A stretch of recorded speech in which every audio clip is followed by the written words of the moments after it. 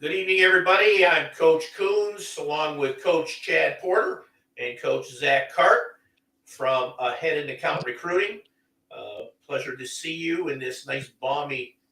I know it's balmy down here. And we were just talking earlier, and Coach Porter's getting rain, and Coach Cart's getting rain, and I'm getting 94-degree weather that wish it would rain a little bit. But Coach Porter, you got tonight's topic. Why don't you get us kicked off here? Well, good evening, everyone. Coming to you from cloudy, which it is most of the year in Parkersburg, West Virginia. Cloudy, dreary. We like to call this place like Little Seattle. But anyway, as you can tell by the looks of me, I've been in the sunlight a lot, and that kind of brings me to our topic, and it is tournament season. Tournament season is well in effect in amateur slash youth athletics. And just want to talk a little bit about that, talk a little bit about some observations from the recruiting road. And, as I talk to a lot of coaches and, as I coach American Legion Baseball, and we've been in a lot of tournaments as well this summer. And, in the midst of coaching a team yesterday that was on the verge of playing a third baseball game in the same day and a seventh baseball game in a 3-day span. And this is not a complaint, it's just an observation. And the tournament we were in, I absolutely loved. I played in it as a player. But when we talk about player development, I've been thinking about this a lot, thought about this as we get into our podcast, thought about this on our way home last night, thought about it all day.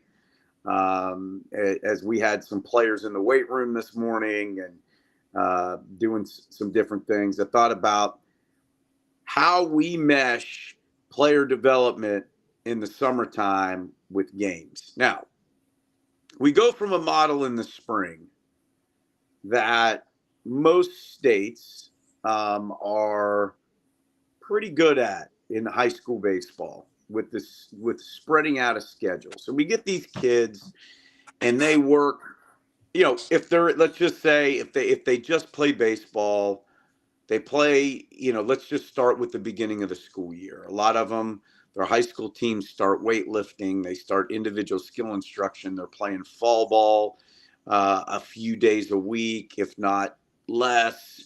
They're going to some showcases, that stuff. We're seeing really good improvements in a lot of cases, right? We're seeing velo increases. We're seeing improvement in mechanics, improvement in strength, and all that stuff.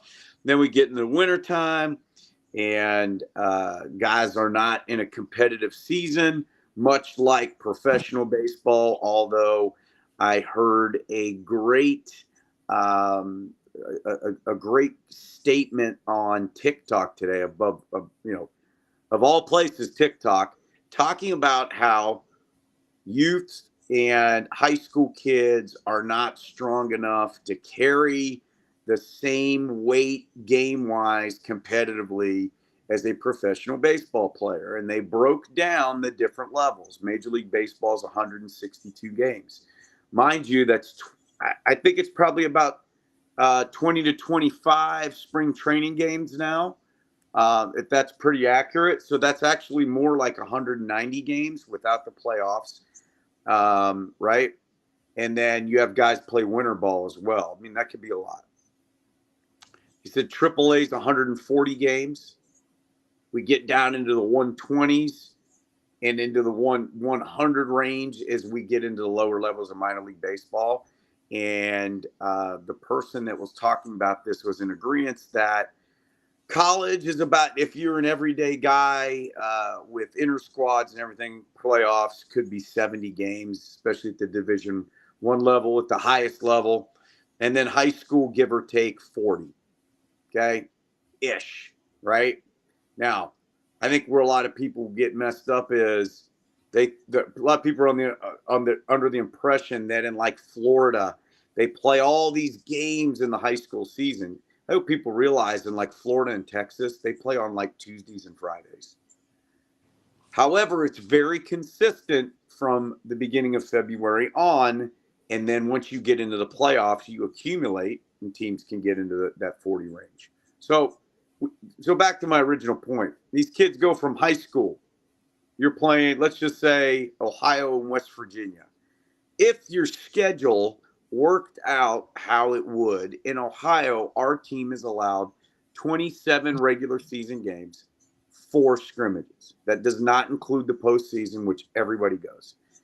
And if you look at that season, you're talking about a 7.5 week regular season. Okay. So 3 to 4 games a week spread out with practices. You got to think we have less injury. Now, that doesn't factor in the cold. Okay. And I'm just going from my experience as a fairly new high school baseball coach. I can get into my experience as a college coach and trying to play games in February up here, and those aren't typically pleasant. All right. But one year we did play 7 home games in February, and it was pretty cool. But anyway, so with not factoring the code in and pitch counts, and hopefully you have a high school coach that builds and doesn't just let a kid run out and throw 125 pitches day one, although there are people like that, which in Ohio is 125. You got to think injuries are less, development's better, it's spread out, there's more time for the weight room, blah, blah, blah. Then all of a sudden we fast forward in high school or in travel ball and summer ball. And we're going to these tournaments and we're playing 4 or 5 game guarantees, then a single elimination tournament. And teams are playing 2, 3. Was in a tournament where one bracket winner would have had to win 4 games in a day. Now, I get the old school mentality. You got to play. However, as I'm sitting in the dugout Sunday wondering how in the world are we going to get through a 3rd game? And at that point, in the 95-degree heat and sun, it was more like a Rocky Balboa fight in the late rounds where kids are just swinging at each other, right? And the other guy's bloodied and they're exhausted. And I'm looking out going, at what point is this helping us? Yes, competitive spirit, all that stuff, blah, blah, blah. Right. So I'm not sure we have it right. I'm not sure we have it right. I'm not sure, and I would love to see overuse injuries because I could see it in front of my eyes. I could see someone's going to get hurt if this is done repeatedly. It happens. Okay? So I'm not sure we have this right. So we're on this player development craze. Okay?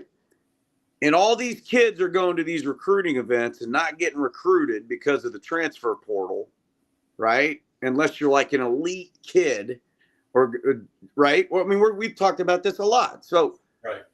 So we're on a player development craze. We make pieces of plastic that kids throw off a wall. We make all kinds of weird stuff. The next thing we're going to do is use nunchucks and say it's going to increase bat speed and velo, and probably someone's already done that. Right. And I know a lot of this stuff is eyewash. A lot of this stuff is really, really good and works, but there's some eyewash out there. Right. So with that being said, we've got this completely wrong. Why aren't we spreading games out and developing and treating this like it's going to be when they get to college or the next level? At no place in college or professional baseball, I've seen in an NCAA tournament, in a conference tournament, where somebody had to play 3 games because of like weather. But so at what level, what in the world are we doing? Is because I know the situation that the aha moment I had, which I'd known for a long time, isn't the only place that's happening. What are we doing? Right? We're trying to develop players, but is that really developing them? And are we Your people are driving all over the world. Now, we didn't drive all over the world. This tournament was pretty local. Driving all over the world to get out recruited by somebody in the transfer portal. And then, yeah. So, listen, we've got problems. I can't imagine you were going to play 3 games in a day. Major League plays doubleheader. Between games, they go in an air-conditioned locker room. They sit there, they relax. They have the soda machine. They have this. They have whatever. So I'm sure you had that at your tournament too. Where you could go into a nice air-conditioned room and with television sets that were on and things like that. But it's not happening. So you're right.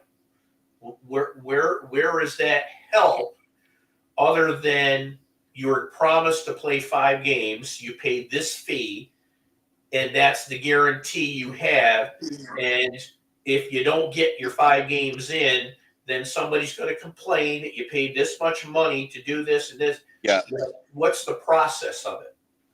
Well, the other piece to this is not only are you playing all those games in that short of a period of time, most of the teams aren't even practicing. They're showing up with kids. Right. Like so when we talk about overuse, and then some of these kids, they're running in from vacations. They haven't played in a week. I mean, it's nuts. And some of these teams are playing with like 9 or 10 kids. It's in travel ball. It's everywhere. We're teaching a game at the amateur and youth levels that is not the game they're going to play in college or professional baseball. It's fact. Zach, you're with travel ball a little bit too. What's your experience? Yeah, and so I was gonna ask Coach Porter how much they paid, how much the parents paid in gate fee this weekend. Didn't pay attention, to be honest with you. So, I didn't look because we got there early and we're in the cage. I didn't look. So the tournament that I was at, $12 a day for parents to watch their kids play. $12 a day. So, and if you have 2 parents, yeah, you're if you're playing Thursday, Friday, Saturday, Sunday, yeah, I mean you're down a small fortune there just to watch your kid play. I think there's a lot of it that is definitely trending in the wrong direction, and so I was going to kind of dovetail on something you said, Coach. We're talking about the use, we're talking about the amount of games. In my mind, I always thought, for the youth level, 12U and below, you're probably looking at, 20 games in the spring, 20 games in the fall. If you fall around between that 40 and 50 game range, then I think that that's a pretty good spot, because the number that I always like to target would be like 200 live at bats in a full year. And I mean, obviously that would grow for the older guys once you get 13, 14, 15. But if we really break it down and then your pitchers, right, then you look at your pitcher arm use, and you probably want to stay at least below 1,000 pitches a year. Right. And so if you start breaking down those numbers, I mean, I'm sure the greatest thing about Game Changer right now is you can pull up any team's record. And I guarantee there's, 10, 11, 12-year-old teams that have 80, 90 games that are going to play 80, 90 games this year. Yeah. And I think with the game, first of all, that's way too much. And I don't care. Listen, like you played college baseball, you've coached a little bit, you coach with me, Tom's played college baseball, coached college baseball. There's enough right here. We know guys at the pro level, we blah, blah, blah, right? Okay. We've all coached guys. All 3 of us have coached guys that have been drafted and played or playing college baseball, right? Or excuse me, professional baseball, affiliated pro ball. Okay. When I was 12, we played like 17 games. I cried when we got beat in the championship and went to football practice 3 weeks later and could not wait till baseball started. Yep. Right. I didn't play 70 games till I was 22 years old in college. I didn't play 70 games till I was 22 years old in college. And I was exhausted because it was 22 games plus a crazy hard fall ball, crazy hard workouts, blah, blah, blah. And I was gassed after my last game of college, right? And, you know, a lot of these games are all bunched up. Back to the point about high school where they're spread out. They're all bunched up. All these get like, you know, we played 25 games over a 5-week season on Thursday, Friday, Saturday. Like, that's not player development. I'm sorry, it's not player development. Strength, right? I mean, if you're going Thursday, Friday, Saturday, Sunday, full exhaustion, and then you're expected to come back and lift Monday, Tuesday, Wednesday, then do it again the next week, like that. Yep. How can you gain muscle mass that way? You're losing it. You're losing it. So, I mean, I don't know how to fix it, but we could have a podcast for, you know, years right now without ever getting off of here. Let's piggyback off it. We were talking about this earlier. Okay, these you're taking these teams to numerous tournaments in travel ball. And then I had the same thing. We were talking about this. I had a baseball parent and I had a softballer as well. Well, she's not under the radar. She's not getting seen a lot. Well, this is your 5th tournament in 5 weeks. How is she not getting seen? And then I did what you did. I gave him one of our cards. And I said, hello? Yeah. I mean, if she's not getting seen enough, that's what we do. We get you seen, you know, and for minimal cost and phenomenal 100,000,000% effort, we get them out there. So do you want to pay the $200 a night hotel for 5 weeks, probably four nights each week that you're gone? The entry fees that Coach Cart was talking about, you've already tripled what you're going to have us do as far as cost. And we can reach more. And you're not sitting in the blazing sun, because we didn't even get into the concession part of it yet, you know. But, you know, that's the part that we're trying to express here. Is travel ball bad? No, it's not. The right travel ball is pretty good. Yeah. And I've seen some pretty good travel tournaments. Are you there to get this 6-foot-tall trophy that's made of plastic? Somebody is, but maybe not you. Are you there to be seen? Well, if you're there to be seen, this is what you do.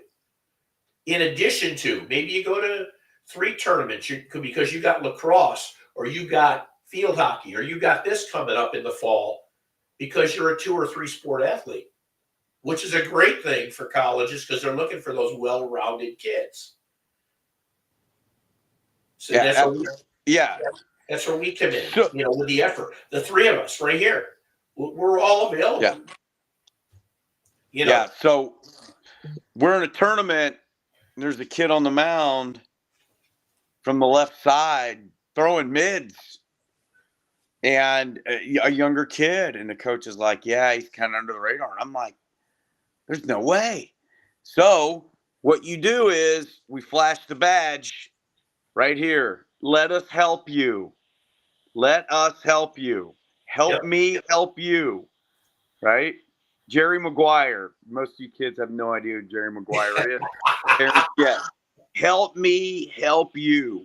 We can be your Jerry Maguire. All right? and we can help you. You know, and I had a great conversation with a softballer, 26 grad, asking if it was too late. You know, she was injured. Is it too late? We give you that information. No, it's not too late. College coaches have just gotten done going through the portal. Okay. Now, there's still kids in the portal? Yes. Both. Softball, baseball. Both. They can still pick them. But guess what? The big guys took their players. The mids took their players and are still working on some. But now they're looking at the 26s, the graduating class of 26s, and the 27s because they've got to build along.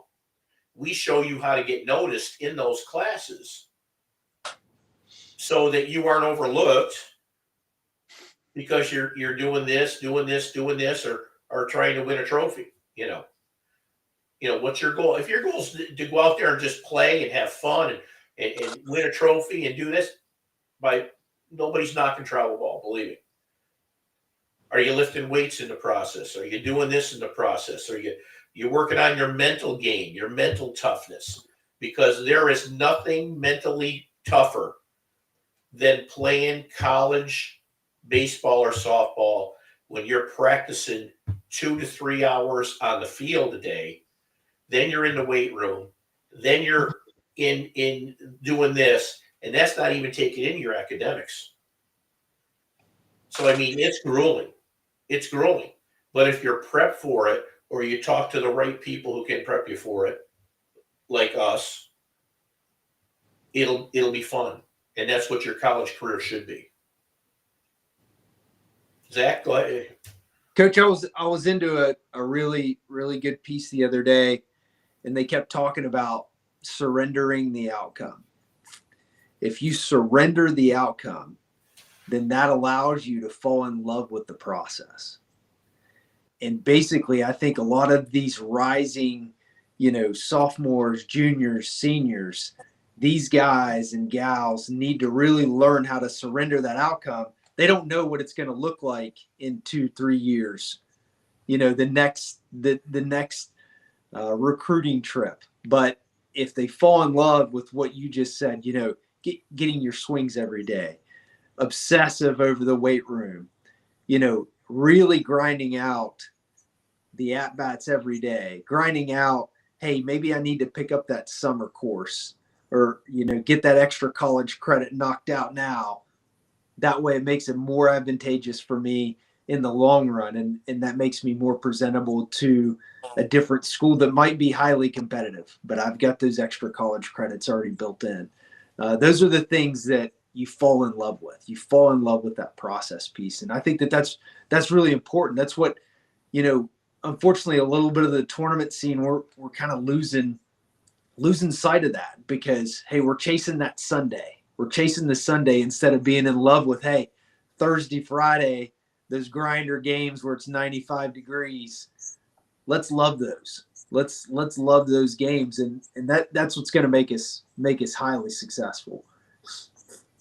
I agree, and I'm going to date myself and take it away from baseball. I attended a seminar one time just to listen to them talk. It was Bobby Knight and Mike Krzyzewski, two great basketball coaches. Now, Krzyzewski, people will know he just retired. Bobby Knight, I just dated myself a little bit, but there's two programs highly successful in their craft. Both of them, their philosophy was to work and make practices and workouts extremely difficult, hard, because they want the games to be fun and the reward. And if you could handle the practice and the pressure there, it made it fun to play the game. And it seems like we almost got that mentality twisted now. You see panic. You see, hey, you get down a couple runs, we got this. That's how you got to look at it. And I think that's the whole part, you're saying, work harder here to reap the benefits here. Yep. 100%. 100%. Coach Porter, I had a question for you. I had had a good conversation with a parent this past weekend,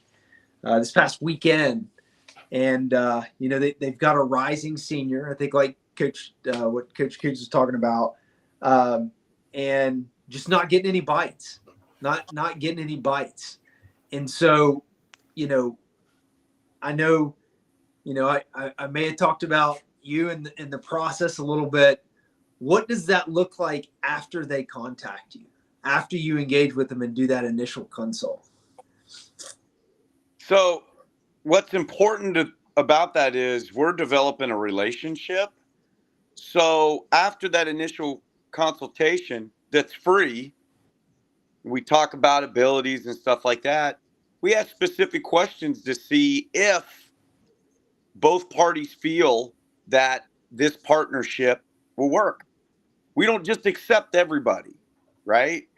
So when you take that next step, the conversation has to be, hey, here's the reality. Here's what we do. Here's what I need you to do. This is what we're about. Does that relationship look like it's going to work? We're not just going to take somebody's money to take it. And that isn't the case. This is a partnership in every sense. And we're going to work together. And there's going to be certain things that we need the family and the person, the young man or the young woman to do. And we need them to understand that this isn't a cookie cutter approach. There's going to be days, there may be a little bit of disappointment at times. There may be, this isn't an easy or exact process. But what you're going to get from us is years, decades of player evaluation experience, decades of that, where we're like, wait a second, that person could play pro ball. That person's a D3 player. That person's here. We are able to evaluate and say, hey, this is where I think you're going to be. The contacts, the counseling on this is what you need to be doing right now. I need to get your transcript. I need this video. I need this, right? And work you through that process. And the contacts that we're sending people out are from our phone. This is like Coach Coons and I didn't get this stuff from a book. Right. We got this from on-the-job training for decades. Like there's some, hey, listen, there's some really good recruiting companies out there. There really are, and people. But I guarantee you, most of the people that you're talking to on the other line that are so-called trying to help you haven't jumped the fence at some field to watch a kid throw a bullpen to see if he was good enough to make it to the next level. We have. Or been in a situation where they've sat in the stands and heard the ball jump off a kid's bat and looked and said, wait a second, or driven 10,000 miles. I'm just throwing a number out there, right? However many miles driving from place to place to watch kids and blah, blah, blah. Like the trial and error. Coach Coons and I could write a book on the trial and error in player evaluation at the amateur level. So with that being said, I hope that answered your question. But the next step after the consultation, where there's interest in us helping them and them utilizing our services, is us coming to an agreement that this relationship works. Because once you sign with us, you're with us. You get to college, you want to transfer, you're with us. It's a relationship. Part of the family. Yep. Well, anything else, guys? Great. We were long. Good talk. Coach, I've been on the road a lot, so I've had a lot of time to think, and I'm, so hey, but the last thing I'm gonna say, help me help you. Okay, Coach Cart. 304-482-9611. Let's go. That's the number. Coach Coons, you'll have to come check. I'm ready. I'm ready to rock and roll. Let's go. Coach, you'll have to come check us out. We got us a new little indoor spot. I don't know if Coach Porter told you about it. It's gonna be pretty nice. I got Coach one of the special keys. That way he doesn't have to use his phone to get in the door or anything like that. So it's all good. He's used his foot many times before, though. I'm telling you right now. 100%. I'll tell you, we are turning into one-stop shop here. Yeah. College advisement, workout facility, this, that. We can plan a workout program for you, designed for you. I mean, that's the key. Again, I'm going to a tournament this weekend. I was just at one. I live, like you were saying, I live 5 miles from 8 baseball fields, all artificial turf, 8 softball fields, all artificial turf. Every weekend there's tournaments. So, I mean, we are out there. We're just not hearing about you. We're out there. But if you want help and you want it at a nominal cost, that with 3 top-notch people, here we are. And we'll all give you the honest, truthful approach to it.